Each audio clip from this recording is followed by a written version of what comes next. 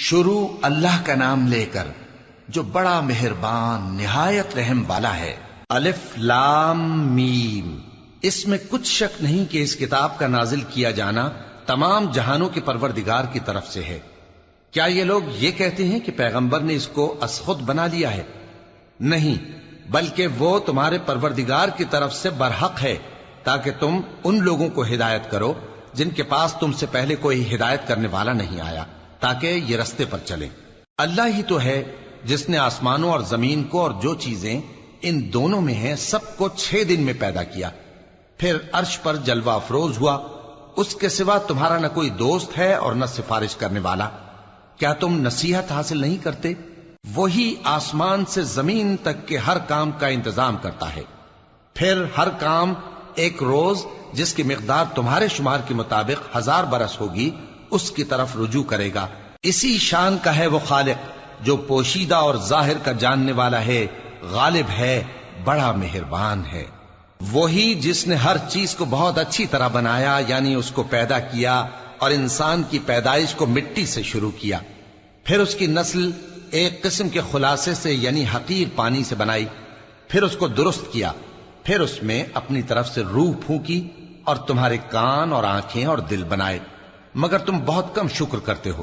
اور کہنے لگے کہ جب ہم زمین میں ملیا میٹ ہو جائیں گے تو کیا اثر نو پیدا ہوں گے؟ حقیقت یہ ہے کہ یہ لوگ اپنے پروردگار کے سامنے جانے ہی کے قائل نہیں۔ کہہ دو کہ موت کا فرشتہ جو تم پر مقرر کیا گیا ہے تمہاری روحیں قبض کر لیتا ہے، پھر تم اپنے پروردگار کی طرف لوٹائے جاؤ گے، اور تم تعجب کرو جب دیکھو کہ گناہگار اپنے پروردگار کے سامنے سر جھکائے ہوں گے اور کہیں گے کہ اے ہمارے پروردگار، ہم نے دیکھ لیا اور سن لیا، تو ہم کو دنیا میں واپس بھیج دے کہ نیک عمل کریں، بے شک ہم یقین کرنے والے ہیں۔ اور اگر ہم چاہتے تو ہر شخص کو ہدایت دے دیتے، لیکن میری طرف سے یہ بات قرار پا چکی ہے کہ میں دوزخ کو جنوں اور انسانوں سب سے بھر دوں گا، سو اب آگ کے مزے چکھو، اس لیے کہ تم نے اس دن کے آنے کو بھلا رکھا تھا۔ آج ہم نے بھی تمہیں بھلا دیا ہے، اور جو کام تم کرتے تھے ان کی سزا میں ہمیشہ کے عذاب کے مزے چکتے رہو۔ ہماری آیتوں پر تو وہی لوگ ایمان لاتے ہیں کہ جب ان کو ان کے ذریعے نصیحت کی جاتی ہے تو سجدے میں گر پڑتے اور اپنے پروردگار کی تعریف کے ساتھ تسبیح کرتے ہیں اور غرور نہیں کرتے۔ ان کے پہلو بچھونوں سے الگ رہتے ہیں، اس حال میں کہ وہ اپنے پروردگار کو خوف اور امید سے پکارتے اور جو کچھ ہم نے ان کو دیا ہے اس میں سے خرچ کرتے ہیں۔ سو کوئی شخص نہیں جانتا کہ ان کے لیے کیسی آنکھوں کی ٹھنڈک چھپا کر رکھی گئی ہے، یہ ان اعمال کا صلہ ہے جو وہ کرتے تھے۔ بھلا جو مومن ہو وہ اس شخص کی طرح ہو سکتا ہے جو نافرمان ہو؟ دونوں برابر نہیں ہو سکتے۔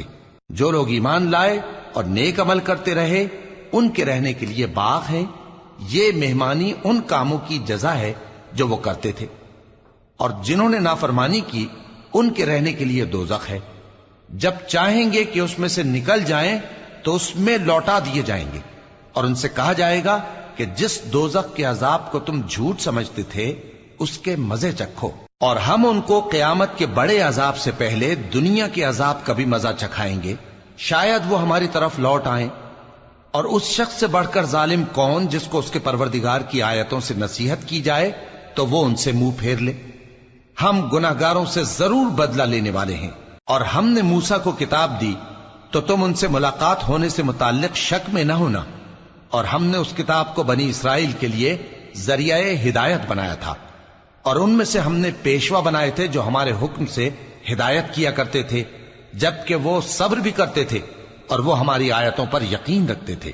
بلا شبہ تمہارا پروردگار ہی ان میں جن باتوں میں وہ اختلاف کرتے تھے قیامت کے روز فیصلہ کر دے گا۔ کیا ان کو اس امر سے ہدایت نہ ہوئی کہ ہم نے ان سے پہلے بہت سی امتوں کو جن کے رہنے کے مقامات میں یہ لوگ چلتے پھرتے ہیں ہلاک کر دیا؟ بے شک اس میں نشانیاں ہیں، تو یہ سنتے کیوں نہیں؟